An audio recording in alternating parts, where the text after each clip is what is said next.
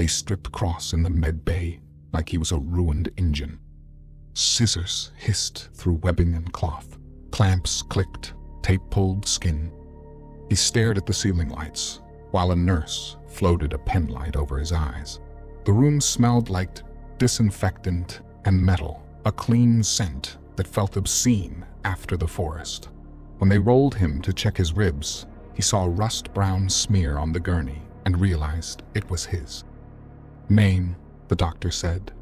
Major Ethan Cross. How many fingers? 3. How many, on the other hand? 3, he swallowed. I know what you're doing. Good, you're answering. The doctor clicked her tongue, pressed 2 fingers into the meat above his hip. Cracked, but not broken. Stitches along the forearm. 6. You're lucky. Cross tried to laugh and failed. That's not the word I'd pick. They kept him for 8 hours to watch the tremors and the oxygen saturation. Sleep pecked at him but never took him. Every time he drifted, he saw Holt's shoulder in the creature's jaws, or the way Vance had vanished under a wall of fur. When the monitors quieted and the morphine dulled the high edges, a runner in a suit appeared at the door and told him the debrief room was ready. The room had no windows. 2 cameras watched from the corners like bored insects. A pitcher of water sweated on the center of the table. Cross sat with his hands on his thighs and waited for the door to open. He'd rehearsed the sequence of events twice through without meaning to by the time the colonel and the legal officer entered.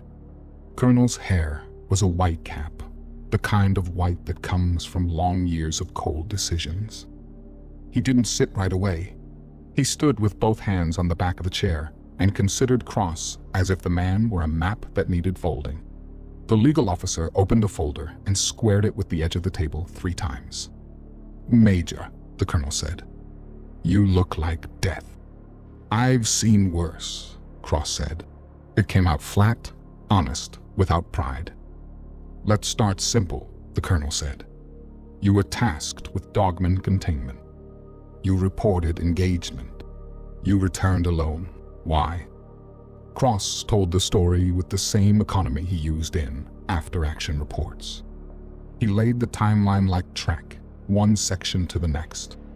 Insertion, sign, drag, trail, the head in the brush, the movement and the sound, the dead dogman raised like bait, contact with a hostile that didn't match the profile, the fight, loss of Kane, Vance, and Holt, Hamilton's last stand, grenades, wounds that bled and didn't stop the thing, withdrawal, the hostile disengaging into the tree line. He didn't offer guesses until the colonel asked for them. What are you calling it? The colonel said. Not Dogman. Larger. Behavior sets don't match. It hunts Dogman. It plays with the field. It watches. I think it understands bait and fear. The legal officer cleared her throat. Major, we've got a taxonomy for field reporting. You know this. If it's not Dogman, give me the nearest bucket. Cross met her eyes. Gugwe. The words sat in the room like a shadow that had weight. The legal officer wrote the letters without looking down. The colonel didn't write at all. I've heard that name in 2 places, the colonel said. Neither place inspires confidence. Neither does an empty chair where Holt should be, Cross said. Silence pressed a palm to the table between them. The colonel took his seat, poured water, he didn't drink, and finally nodded. We'll scrub the helmet cams and the drone pulls. You'll submit to a sleep study and psychological screening. We'll verify counts at the site. I should tell you we're already catching heat. Parks, provincial, federal. People are missing, and the wrong families know who we are. Cross listened to his own pulse in his ear. He knew the dance. He knew the way reality got sanded to a policy that could sit on a shelf. Send a bomb squad and call it a gas line if you want, he said. It'll still be there. The colonel's mouth thinned. You're suggesting a second insertion. I'm suggesting we move carefully. You can't treat this like Dogman. You can't line up rifles and expect it to fall. We need layers. Sensors, traps it doesn't expect. The door opened without a knock. A woman in a lab coat stepped in and set a tablet on the table. She was small and quick, dark hair pulled tight, eyes that moved like a hawk's. The badge on her collar read Roberts. "Doctor," the colonel said. We were in the middle. "You still are," she said. Her voice was calm and plain. "I need the major for 20 minutes. You need to go through channels." "I am the channel," she said, and looked at Cross. "Can you walk?" Cross stood before the colonel, decided if he'd allow it. Roberts led him into a corridor that smelled like hot dust and stale coffee. They took an elevator down. The doors opened on a lab filled with cold light and humming units. She pointed him to a bench and handed him a bottle of water. "I read your field notes," she said. "You kept your head. That matters. Who are you?" "Dr. Stephanie Roberts. Zoology once. Then a kind of anthropology no one wants on a brochure. Now I consult for people who prefer problems without names." "Gugwe," Cross said. She nodded. "I prefer Kukwes." The older word carries the teeth with it. Either way, the stories overlap. Big, predatory, greedy. It eats more than it needs, not out of hunger, but because it likes the act. In some tellings, it steals people when the fog comes in off the water. In others, it crushes skulls with a single hand. That part rang true for 2 of your victims, yes. Cross felt the bench under him as if it had just appeared. "You've got files." "I've got fragments," she said. "Old newspaper clippings. Marginally in missionary diaries. A photo from Quebec that's either a man in a suit or my nightmares. Enough to say this isn't Dogman, and not a bear anyone should meet with a tag and a tranquilizer. Enough to say it likes to perform for its prey. It wants you to see what it can do." "It threw the Dogman at us," Cross said. "Like a teacher. Like a landlord," Roberts said. "This is its ground. Dogmen are squatters. You were eviction paperwork." He let that settle. "If you believe me, tell the colonel." "I already did." He heard me and filed the word under folklore. He's got a second team manifest on his desk. He thinks size and volume solve shape. "They don't," Cross said. "I know." Roberts tapped the tablet and turned it around. A map of the region lit up. Topographic lines nested over blue rivers and green blocks of forest. Red pins marked incidents back 6 years. Several sat on lakes where the margins bluffed into peat. "These are the kills we can confirm. Here are 3 we can't but shouldn't ignore. Patterns jump if you let them." Cross traced with a finger. Pins formed an arc that curved around a cluster of lakes like a hooked arm. "It's hurting," he said before he realized he'd decided the pronoun. "Or it wants a border everyone understands," Robert said. "Either way, it prefers proximity to water and second-growth spruce. It likes to cross low ridges where sound carries." Cross pictured the ridge. He remembered the way it had looked down at them like a judge who'd already written the sentence and found the ritual boring. "What's your ask?" he said. "Don't let them send rookies," Robert said. "Don't let them pound the forest with noise and declare victory when nothing moves. If they go back, they'll die, and they'll make it angry enough to travel. That's when we lose more than a team." She paused. "If they insist on going, I want you on the ground." "You just said they'll die." I said without a plan. "With you, we might do something besides feed it." Cross breathed once, slow and careful. You want to capture.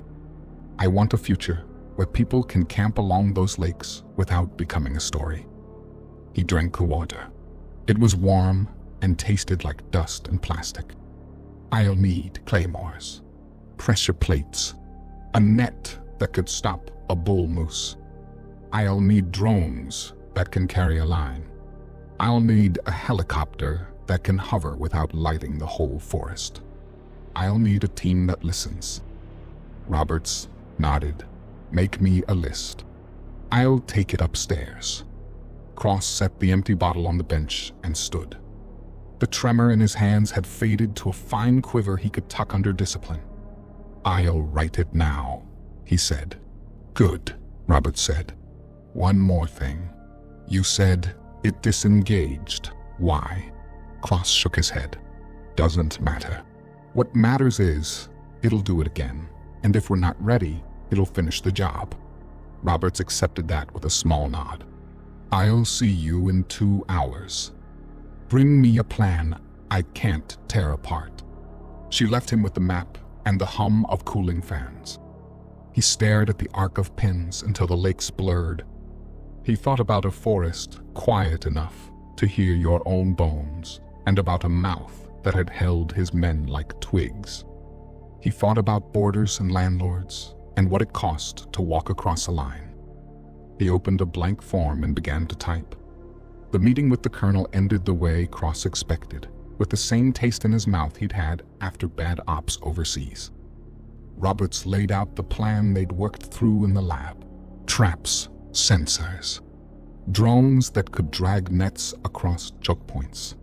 Firepower, yes, but in layers and ambush, not a blunt hammer swing. She even presented his equipment list, itemized and rational. The colonel didn't look at it once. He sat with his hands folded on the table and shook his head like they were children asking for candy. We don't have time for toys, he said. We've got bodies piling up in Quebec, questions coming in from Ottawa, and parks officials screaming about closures. I need this cleaned, not studied. With respect, sir, Cross said, voice steady. We tried the volume approach. It didn't work. You'll lose more men. You lost yours because you underestimated, the colonel shot back. This time, we go in heavier. More rifles, more fire, more eyes in the sky. That's the end of it. Roberts leaned forward. You're not listening. This isn't Dogman. Every data point says. It's close enough. The colonel cut her off. He turned to Cross. You'll go in as an advisor. Captain Rourke commands the ground. You point him where to hunt. He kills it. That's your role. Cross clenched his jaw. You're sending me in with men who don't know what they're walking into. They don't need to know, the colonel said. They just need to shoot. The words settled like dirt on a coffin. Cross saw the whole mission already written in blood. Roberts must have seen it too, because her hand tightened on the folder until the paper bent. When the meeting broke, she caught him in the hall. Her voice was low, sharp with frustration. I tried. You know I did. I know, Cross said. They want to win on paper, she muttered. That's all this is. They'll call it success if they can drag back bones and shut down the rumors. They won't drag back anything, Cross said. Not unless it lets them. She looked at him, eyes hard. Don't get killed to prove you were right. Cross gave the faintest nod. No promises. The helicopter thundered over the tree line at dawn. This time, there were 12 men packed in, all geared heavy. Body armor thick, helmets bristling with optics, rifles loaded with launchers, support weapons cradled like toys. They smelled of gun oil and confidence. Cross sat apart, helmet on his knees, eyes on the floor. He'd been ordered back into hell with no command, no control, and no plan worth its name. Just firepower and arrogance. Captain Rourke leaned forward across the cabin. Square jaw, cropped hair, a smile that looked nailed in place. "So you're the survivor," he said loud enough for all to hear. "The one who ran into this thing and lived." Cross looked up. "I didn't run." Rourke grinned. "Sure. Well, today we'll finish the job." Some of the men laughed. Cross didn't. He kept his eyes on the floor, the weight already settled in his gut. He could see them lying in the moss with their armor split open, rifles useless in the dirt. The bird dropped into a clearing ringed with spruce. The squad spilled out in crisp formation, weapons up, scanning like they drilled it 1,000 times. Cross followed slower, eyes on the trees. The forest didn't welcome them. Within 30 minutes, the first sign appeared. Holt would have found it faster, Cross thought. A tree split 6 feet up, bark peeled and gouged in vertical scars. Sap still bled down the trunk. One of the rookies, Mason, touched it with a gloved hand, bare. Cross shook his head. Too wide, too deep. Maybe a moose rack. Moose don't climb trees to leave messages, Cross said. They moved on. The forest gave them more. Drag marks through moss. Bones cracked and stacked in patterns no animal would leave. A deer with its head twisted completely backward. And then the worst of it, Dogman. The first body was sprawled in the ferns, like it had been dropped from above. Chest cavity open, ribs spread like fingers. Its jaw was locked in a snarl, fangs broken, eyes staring glassy at nothing. "Holy hell," Mason muttered. Cross crouched beside it. The stink was heavy, sour, chemical under the rot. He glanced at the wound edges. Fresh, not my team's kill. This is new. 2 nights, maybe less. Rourke came up, rifle hanging lazy, boots crunching twigs. So it's stacking bodies. Big deal. Means it bleeds like anything else. Cross looked up at him. "You're not listening. It's not hunting. It's clearing ground. That's different." Rourke smirked. "Then we'll clear it back." Cross stood, eyes narrowing. "That's not how this works." That quieted them. They moved on with less swagger, boots heavier on the moss. By dusk, they made camp along a creek. Rourke's men set drones humming above and mines in a ring. Sensors blinked red, rifles leaned against packs. Professional, yes, but to cross it looked like noise and smoke. Too much smell, too much chatter. All it did was light a signal flare for anything watching. He sat at the edge of camp, listening. The forest was wrong. No frogs, no owls, no night birds, just a silence thick enough to choke. Mason came over, crouched beside him.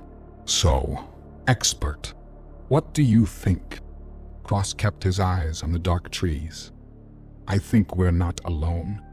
An hour later, the drones proved him right. At first, it was shapes on the edge of the canopy. Then the images sharpened. Dogman. 6, maybe more, circling wide. "They're moving straight at us," Rourke said, voice clipped over comms. Cross leaned closer to the monitor. "No, not straight at them. The dogmen weren't stalking. They were running. Fast, ears flat, tails low, scattering like cattle before a storm. They're not hunting us," Cross said. "They're running from something." The first sound hit like a hammer. Not a howl, but a roar that rumbled the ground. Deeper than Dogman, heavier than anything natural. The forest held its breath. On the drone feed, the dogmen scattered. They ran like prey, crashing through brush, throwing themselves into the night. Then the camera caught it. A shape at the edge of static. Huge, scarred from old wounds, chest still bleeding in places, fur torn. And those eyes, orange, burning, cruel. The men in camp went quiet. Contact, Rourke finally said. Weapons up. Cross-chambered around, eyes locked on the screen. You wanted the job finished. Here it comes. The roar rolled through the trees like a storm front. Every man in camp froze, rifles raised, eyes darting between the monitors and the dark tree line around them. The drone feed flickered once, static streaking across the image, then cleared just enough to show a massive shape pushing through the canopy. The Gugwe stepped into the open. It was worse than Cross remembered. Taller, broader. Its chest was slashed with scars and fresh wounds, but it didn't move like something hurt. It moved like a predator that knew nothing could touch it. Its fur hung in black mats, its arms long enough that the claws nearly dragged the ground. The head was wrong, half wolf, half baboon, jaws pulled back in a grin of wet teeth. Its eyes burned orange in the dark. Jesus, Mason whispered. Fire, Rourke barked. The camp lit up. Rifles spat, light and lead. The heavy gun thundered, tracers streaking across the clearing. Grenades thumped into the trees, explosions, ripping dirt and splinters into the air. The Gugwe roared again and charged straight through it. Rounds tore fur and sprayed blood, but it didn't slow.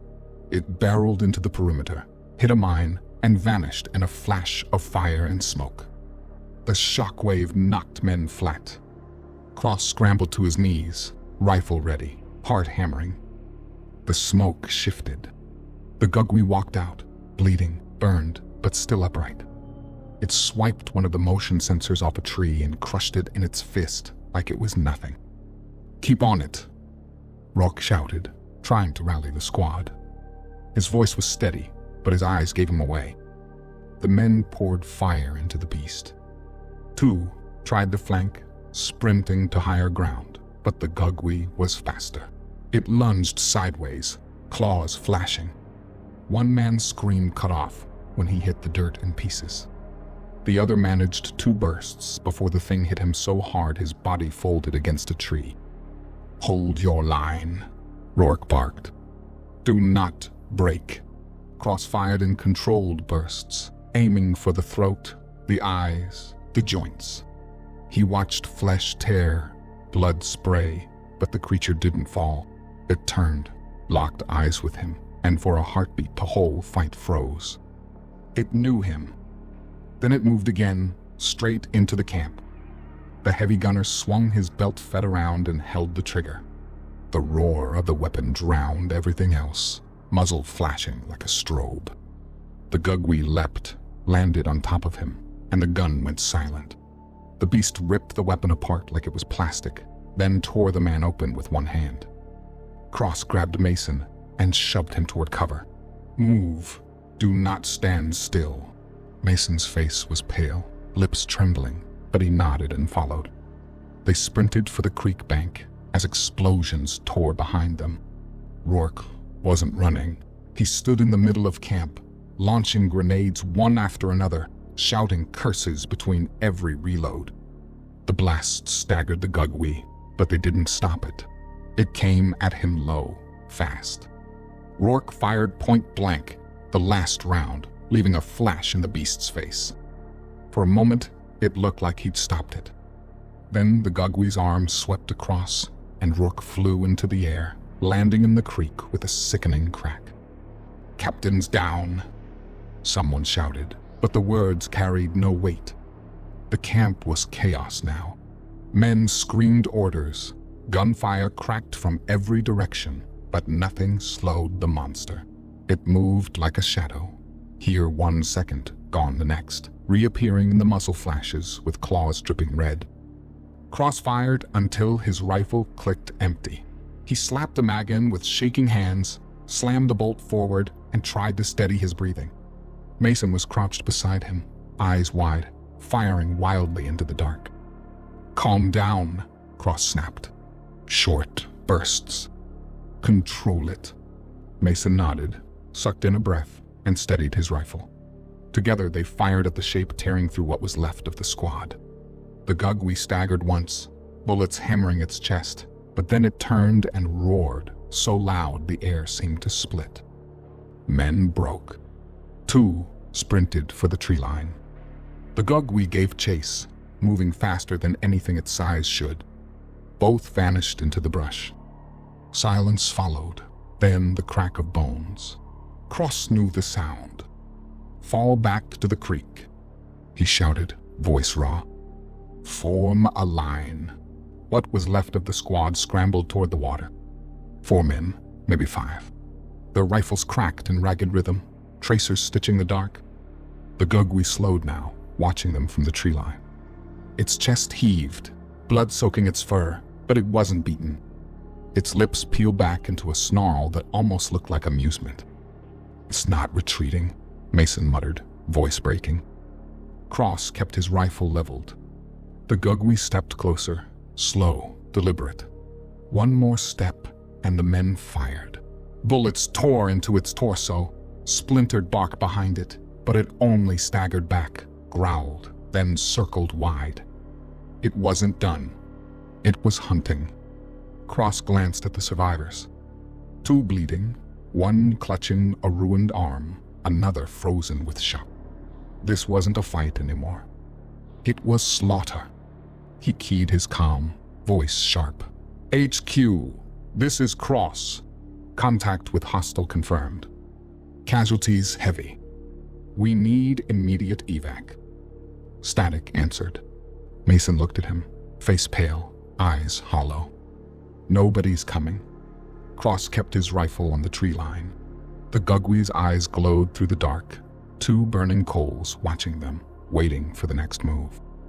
"Then we hold," Cross said, "until there's nothing left." The night burned with gunfire and screams. Cross had been in enough firefights to know when a battle had tipped into massacre. This was one of them. The Gugwi circled the creek bank like a wolf around a pen. Its eyes glowed orange, cutting through the dark. Every few seconds it lunged, claws flashing, forcing the men to empty what was left of their magazines. Each time it retreated just far enough to remind them it could come whenever it wanted. Cross crouched low in the shallows, water soaking his boots. Mason was beside him, face pale, rifle shaking in his hands. 3 others were left. One had a tourniquet cinched high on his leg, his teeth gritted against the pain. Another's arm dangled useless, shattered. The third had gone quiet, eyes vacant, clutching his rifle like a toy. "We can't stay here," Mason whispered. Cross didn't look at him. "If we run, it'll pick us off one by one." Mason swallowed hard. "Then what?" Cross checked his magazine. "Half left. We hold until dawn, or evac. Whichever gets here first." The forest went silent again. Then the Gugwi charged. It came low, fast, faster than anything that size had a right to move. The first man in line barely had time to scream before claws opened him from collarbone to stomach. His body fell into the creek, blood clouding the water. The second tried to retreat, stumbling backward, firing in panic. The Gugwi swatted the rifle away and crushed him against a boulder with a sound like snapping timber. "Keep shooting," Cross roared. He and Mason fired in unison, rounds slamming into the beast's chest and neck. It staggered back, growled, then swiped the last survivor, the one with the ruined arm. The man screamed once before the Gugwi tore him into the brush, and silence swallowed the cry. Mason's rifle clicked empty. He fumbled a magazine, hands shaking. "I can't. Focus," Cross snapped, firing short bursts. Mason jammed the magazine home, slammed a bolt forward, and raised his rifle again. But the moment had cost him. The Gugwi exploded from the trees, a black wall of fur and muscle. Mason turned, fired 3 rounds, then vanished under its weight. His scream cut short as blood sprayed across the creek stones. Cross fired everything he had left into its back. The beast lifted its head, Mason limp in its jaws, and locked eyes with him. For a heartbeat, everything stopped. Then It dropped Mason's body and came for him. Cross dove sideways as claws split the air where he'd been. He hit the water hard, rolled, and came up with his knife in hand. The rifle was gone.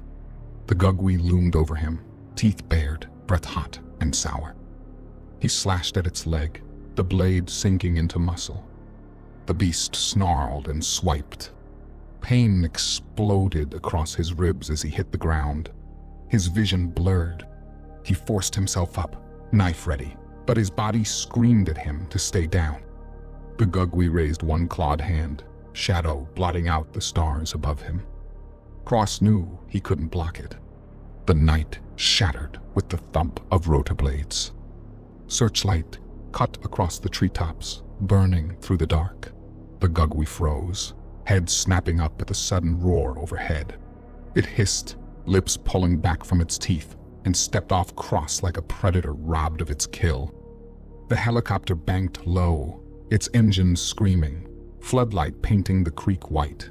The gugwi backed into the trees, eyes glowing like coals. It didn't run. It didn't break. It simply melted into the shadows, watching, waiting, before vanishing with a snarl swallowed by the roar of the rotors. Cross staggered upright, knife still in his hand, chest aching with every breath. He stumbled into the open, flare gun pulled from his vest. He fired it skyward, the red streak burning against the black. The helicopter swung in, light flooding the clearing. Figures leaned out, waving, shouting. Cross couldn't hear them. His ears were ringing too hard, his head too heavy.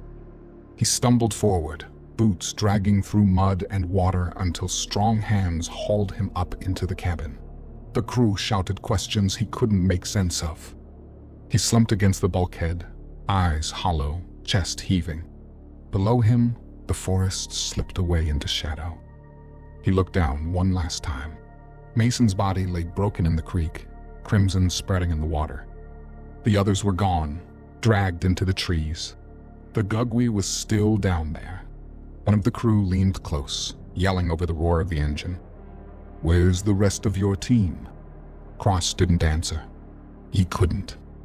He closed his eyes, the image of burning orange eyes seared into his mind. More people had died on his watch, and that shook him to the core. Maybe now the colonel will actually listen so this doesn't happen again. If you enjoyed this video, please don't forget to like and subscribe to Descent into the Unknown for more horror content. If you have any real cryptid encounters, or you're a horror writer wanting to share your stories, please feel free to email me in the description anytime.